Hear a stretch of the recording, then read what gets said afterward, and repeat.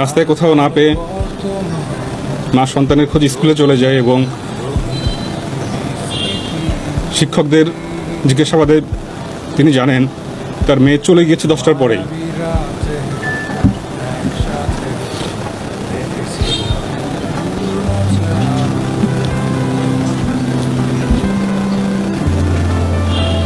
আনুমানিক 3:30টায়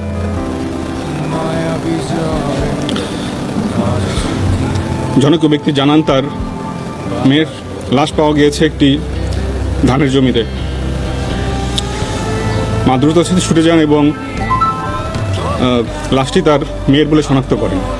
বাচ্চাটি যখন চিৎকার করছিল তখনই তাকে মুখ এবং গলা টিপে তাকে হত্যা করে। 29শে এপ্রিল জাস্ট দুদিন আগেই কুমিল্লা জেলার সদর দক্ষিণ থানাধীন এলাকায় একটি শিশু মেয়ে সন্তানকে নৃশংসভাবে ধর্ষণ এবং হত্যাকাণ্ডের ঘটনা ঘটে।